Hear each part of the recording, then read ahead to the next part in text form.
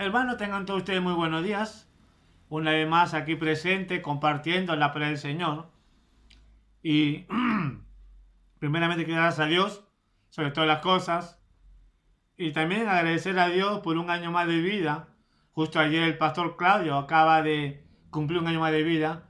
Y qué hermoso, qué privilegio saber que al menos un año más tenemos acá el pastor. Digo porque es triste escuchar cuántos pastores hoy en día a nivel mundial están perdiendo la vida, pero es un privilegio para nosotros, hermanos, de al menos que nuestro pastor todavía esté cumpliendo un año más y esperamos que Dios le siga bendiciendo con años de vida. Hoy, hermanos, solamente le pido unos minutos para poder tener este compartir de la palabra de Dios, pero para eso vamos a orar para que sea el Señor el que nos hable. Oremos. Amado Dios y Padre Celestial, una vez más queremos darte las gracias, Señor, por tu amor y misericordia. Gracias por este tiempo de poder transmitir tu palabra y poder compartir, oh Dios, el mensaje que tú tienes para tu iglesia. Señor, te pedimos que todo aquel que esté escuchando pueda entender y conocer, Señor, que tú tienes un propósito para su vida. Padre Santo, dejamos en tus manos para que nos hable, oh Dios. No es tanto en lo que yo quiero expresar, no es tanto en lo que yo quiero decir, sino, Señor, en lo que tú quieres hablarle a mis hermanos. Y así como me hablas a mí, oh Dios, también hablarle a mis hermanos, Padre Santo. Oramos, Señor, en todo momento por todos los hermanos en general. Agradeciendo en nombre de Jesús. Amén. Hoy, hermanos, sabemos que hoy día estamos en un tiempo de crisis, un tiempo de pandemia. Y se está perdiendo la confianza, se está perdiendo prácticamente la esperanza, se está perdiendo el amor, la sensibilidad. ¿Cuánta gente es tan triste por sus familiares que han parecido, han dejado este planeta, esta tierra, padres, a madres, aún jóvenes, por esta enfermedad que está afectando al mundo? Pero una de las preguntas a veces que se hacen algunas personas es, ¿y dónde está Dios? ¿Dónde está la misericordia de Dios? Y a veces tenemos ciertas preguntas porque no conocemos el propósito de Dios. No sabemos la voluntad de Dios. La voluntad de Dios no es que quiera estas cosas, sino la voluntad de Dios justamente es que su creación pueda disfrutar de las bendiciones de Él. Pero a raíz del pecado, a raíz de se puede decir, de la ambición, del egoísmo, a raíz de la inmoralidad que se está viendo a nivel mundial justamente, a veces Dios tiene que permitir ciertas cosas. Pero como dueño de la vida, Dios quiere darnos vida y salvación. Por eso vamos a tocar el libro de Juan, en el libro de San Juan, capítulo 1, y vamos a leer 5 versículos, y en estos minutos queremos compartir lo que dice la palabra del Señor. Dice San Juan capítulo 1, del 1 al 5, en el principio era el verbo, y el verbo era con Dios, y el verbo era Dios. Este era en el principio con Dios. Todas las cosas por Él fueron hechas, y sin Él nada de lo que ha sido hecho fue hecho. En Él estaba la vida, y la vida era la luz de los hombres. La luz en las tinieblas resplandece, y las tinieblas no prevalecieron contra ella. Qué maravilloso versículo, qué maravilloso es ver justamente cómo el evangelista, este discípulo Juan, más conocido como discípulo amado, él justamente empieza enseñando, enfocando justamente sobre la deidad de Cristo, sobre la preexistencia de Jesucristo. Cuando dice en el principio era el verbo, esta palabra al principio no es una palabra común, como quizás nosotros podemos conocer, como un comienzo, como un inicio, sino esta palabra al principio viene del término del griego que significa arjor, que significa preexistencia. Juan está viendo más allá de la persona de Jesucristo, no tanto lo ve justamente como en forma humana, como los otros libros, sino ya Juan se va en la parte más espiritual, en la deidad de Cristo. Por eso Juan dice, en el principio era el verbo. Está hablando justamente de que el verbo, que se refiere a Jesús, ya él existido ya desde un inicio. Él es el alfa y la omega. Por eso cuando Juan habla en sus cartas, también habla del principio, y aún cuando habla en Apocalipsis, habla del alfa y la omega, está hablando de la primera y la última letra griega, porque reconoce que Jesús es el primero sobre toda la creación, como dice el apóstol Pablo. ¿A qué se refiere eso? Que no se refiere justamente a que Jesús es la primera creación. Se refiere a que Jesús, que es Dios, él ha existido por la eternidad. Él no tiene principio, Él no tiene un inicio, ni tampoco tiene fin. Él es el principio y Él es el fin. Como dice el alfa y la omega. Entonces Juan está viendo justamente acá la divinidad de Cristo. En los libros sinópticos vemos justamente, o en los evangelios como conocemos, de Mateo, de Marco y Lucas, más conocidos como los libros sinópticos, ellos hablan en una perspectiva humana de Jesús sobre su trayectoria de la vida humana del Señor Jesucristo. Pero Juan empieza con el inicio sobre la preexistencia. Y qué maravilloso. Este es un inicio, uno de los acontecimientos más hermosos, más maravilloso que se puede escuchar en la historia, porque Juan dice: en el principio era el verbo, y el verbo era con Dios, y el verbo era Dios. Qué maravilloso, Juan, ver justamente este escrito como el autor enfoca de que el mismo Dios justamente se va a encarnalizar en la persona de Jesucristo. Es el mismo Dios justamente que se va a hacer humano con un propósito con la humanidad. Qué maravilloso ver justamente que ese Dios, que aún teniendo toda una legión de ángeles, teniendo justamente pues adoradores santos, tuvo, se puede decir, ese amor de poder venir a este mundo lleno de pecado y de maldad. Yo no puedo entender como ser humano cómo es que Dios ha tenido justamente el corazón tan grande de poder acercarse a este mundo. Algo que no nos merecemos. Nadie se merece. Incluso nos merecemos más que esta pandemia. ¿Por qué? Por nuestros pecados justamente.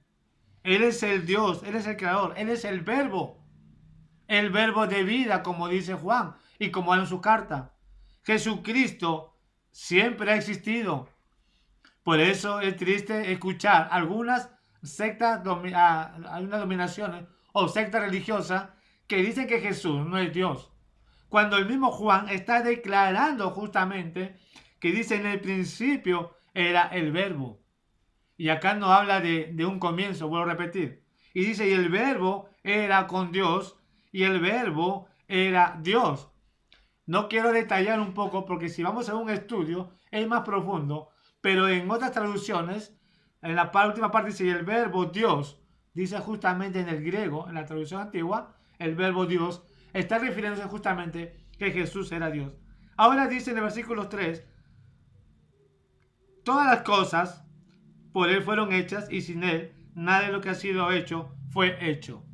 Juan, al hablar del principio de Jesucristo, está reconociendo que Él es el creador del mundo. Él es el dueño del mundo. Todas las cosas fueron creadas por Jesucristo. Todas las cosas fueron creadas por Él. Ahora, si vamos al libro de Génesis, en el capítulo 1 vamos a ver la creación de Dios, y vamos a ir a una palabra que se repite muchas veces, cuando dice: y dijo Dios, sea la luz, y fue la luz. Y dijo Dios que se haga los animales, y hizo los animales. Dios con su palabra creó el universo. Sin embargo, Juan dice que el verbo había creado todas las cosas por Él y para Él. Ahora no podemos decir que hay dos dioses, como algunos quieren interpretarlo, si no se refiere a la misma persona justamente. ¡Qué maravilloso! Ese es el misterio de Dios. Un misterio tan grandioso de que Dios le está revelando al hombre por medio de su palabra quién es Jesucristo en verdadmente. Y Jesucristo es el mismo Dios que hizo carne. Por eso dice justamente en el versículo 14: y aquel verbo fue hecho carne y habitó entre nosotros y vimos su gloria, gloria como el unigénito del Padre, lleno de gracia de verdad. Qué maravilloso ver que el Verbo, cómo es que Dios mismo se ha podido hacerse hombre. Ahora, para Dios no es nada imposible, pero el propósito de Dios justamente es que Dios ama su creación. Dios ama su creación.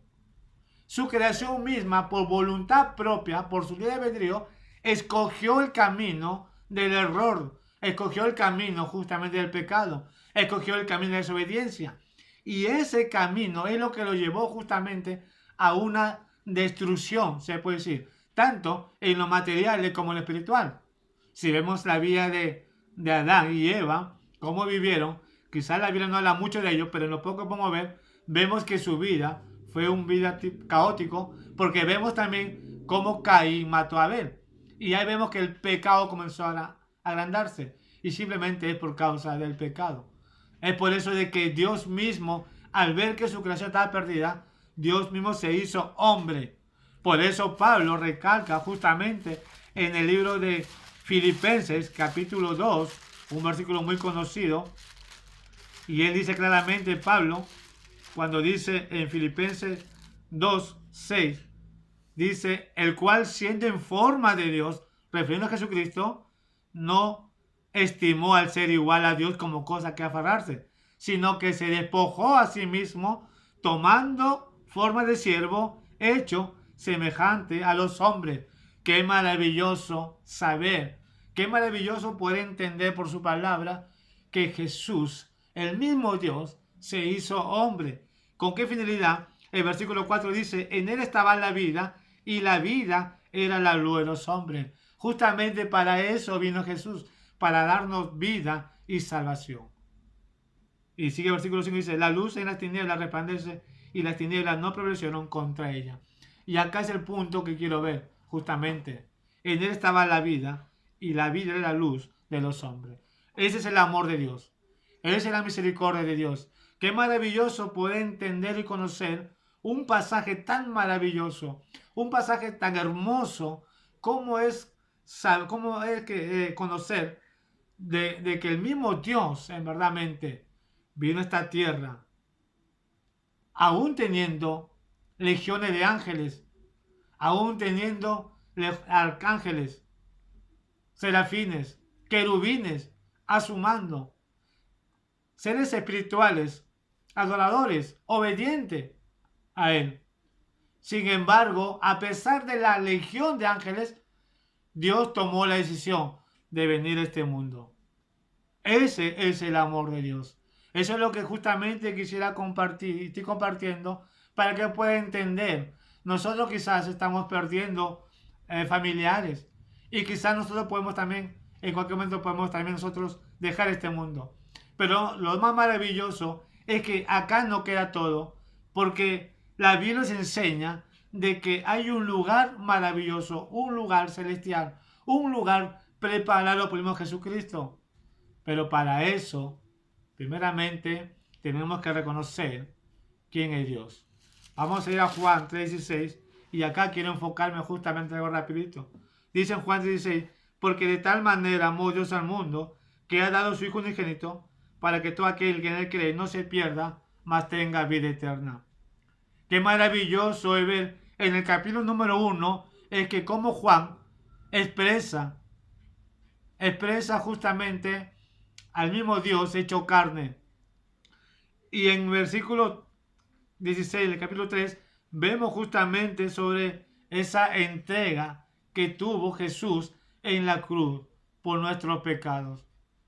Pablo dice en 2 Corintios 5:17, mas Dios muestra su amor para con nosotros en que siendo aún pecadores, Cristo Jesús murió por nosotros.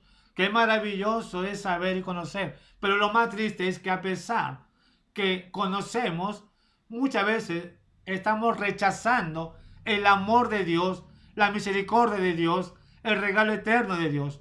Lo están tomando como un juego, lo toman justamente como una superstición, lo toman como una religión, desconociendo que lo que Jesús vino a traer es salvación y vida eterna. Jesús nunca vino a este mundo para traer religión. Jesús no vino justamente a hacer excepción de personas o a hacer grupo de personas. Jesús no busca religión. Jesús no hace excepción de personas. Lo que Jesús busca justamente a su creación, que por causa del pecado está perdido. Es por eso que murió. Es por eso que se entregó en la cruz. Y de una forma tan horrible. Por eso Juan mismo dice, porque de tal manera amó Dios al mundo que ha dado a su Hijo. Qué maravilloso es ver, ¿no?, el amor de Dios. Un amor tan grande, tan maravilloso, que aún se refleja desde la fundación del mundo. Aún desde Génesis vemos justamente que a pesar de que el hombre, a pesar que desobedeció a Dios, que Adán y Eva, Dios tuvo misericordia, Dios tuvo amor y Dios aún lo dejó con vida. Cuando Dios podía destruir a Adán y Eva y podía ser otra creación, pero no lo hizo por amor. Por eso Dios no lo hizo. Y acá se refleja el amor de Dios, porque de tal manera amó Dios al mundo. Qué maravilloso es cuando Dios muestra su amor al mundo. No solamente demuestra de palabra, sino que Dios muestra con sus hechos, porque sigue diciendo que ha dado a su Hijo unigénito. Ese es lo maravilloso del gran Dios que tenemos, nuestro Dios soberano, el Rey de Reyes, el Señor de Señores, entregó a su único Hijo en la cruz, ha dado a su Hijo. Dios no es que no le importó el sufrimiento, pero Dios permitió justamente que Él padeciera todo este sufrimiento, todos estos dolores justamente por nuestro pecado. Qué triste, verdaderamente, es saber cómo se habrá sentido Dios en ese momento cuando su Hijo Jesucristo estuvo en la cruz sin poder que nadie hacer algo por Él. ¿Cómo se habrá sentido Dios en verdaderamente? ¿Sabe? Yo sé que algunos tienen esa experiencia. Yo tuve una experiencia, quizás no tanto como otros, pero sí pasé una gran experiencia. Y la experiencia que yo viví cuando mi hija nació, mi segunda hija, ella tuvo con problemas respiratorios. Y yo recuerdo que cuando me fui cuando fui al hospital, fui contento porque la alegría de un padre es ver a su hijo recién nacido. Y todos los padres, toda la mamá tenían sus hijos recién nacidos, pero mi esposa en ese momento no tenía a su hija. Y yo dije, ¿qué pasa? ¿Por qué no traen a mi hija? Y cuando pregunto a la doctora me dice, su hija se encuentra en UCI, está justamente en una incubadora porque ha tenido problemas. Inmediatamente me puse muy triste. En ese momento me desconocí y fui corriendo al hospital, fui corriendo en sala de operación. No me importó nada, justamente. Y fui y un doctor me agarró y me habló y me dijo, no se preocupe, está en UCI, pero está en observación. Cuando fui a ver a mi hija, se encontraba en una situación crítica. Para mí fue un dolor muy grande en mi corazón al ver que una pequeñita recién nacida estaba con oxígeno y tenía justamente unas agujas puestas en su bracito. Y yo dije, Señor, ¿qué culpa tiene esa criatura? Y si en verdaderamente yo he cometido algo, pues prefiero ocupar yo su lugar de ello. ¿Y por qué? ¿Por qué me sentí conmovido? Justamente porque era mi hija, porque la amaba, porque la quería. Y yo la veía a mi hija ahí sin hacer nada. ¿Cuántas veces yo quisiera estar ahí? Y decía, yo quisiera ocupar su puesto. Ese es el dolor de un padre. Sentir dolor, tristeza, al ver una situación crítica a mi hija ahí en una incubadora. Y solamente me quedé mirando, llorando, triste. Porque en la mente me imaginan muchas cosas. Pero yo me pregunto, y yo te pregunto a ti, imagínate que yo me sentí triste. De repente tú tienes un hijo un hijo que de repente está enfermo. Y estás triste también padeciendo necesidades. Estarás sufriendo por tu hijo, por tu hija.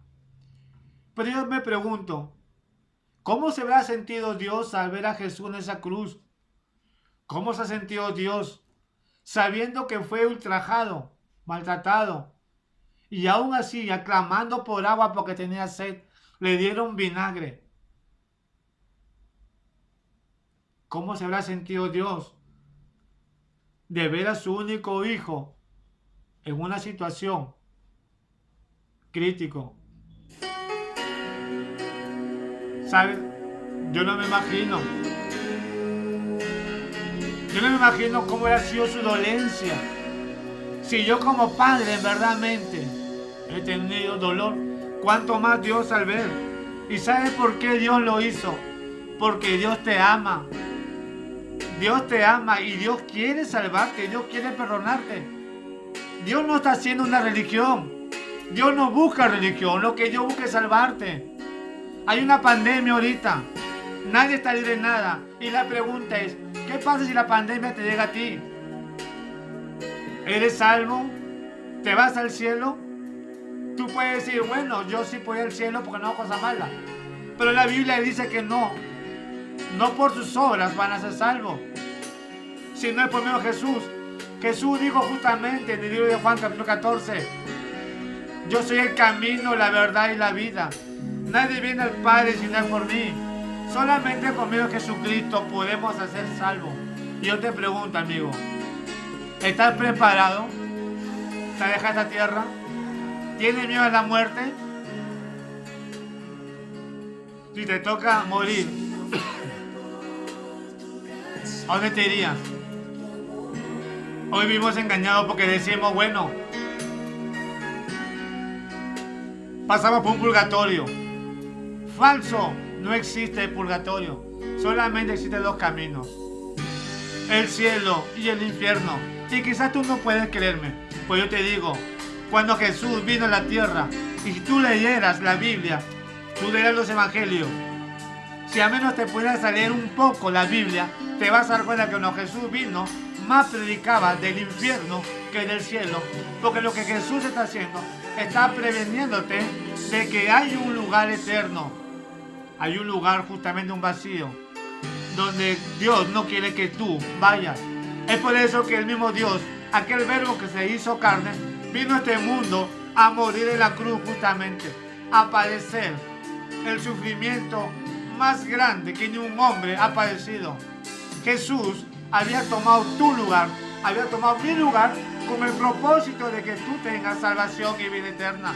Eso es lo que hizo Jesucristo. No le pagues mal, tú eres una creación. Dios te ama, Jesús te ama y lo que Él quiere es salvarte. Lo que Él quiere es que no te condene. Por eso dice, para que todo aquel que en Él cree no se pierda, mas tenga vida eterna. Dios no quiere que te pierdas, justamente. Y perder no significa hablando de borrachera. No está hablando justamente hablando de fornicación. Jesús no quiere que tú te pierdas a la condenación eterna que ha sido preparado para Satanás y sus demonios y para el pecado.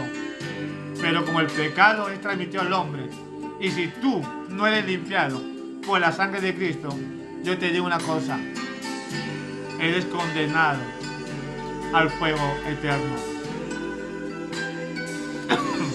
Mira lo que dice.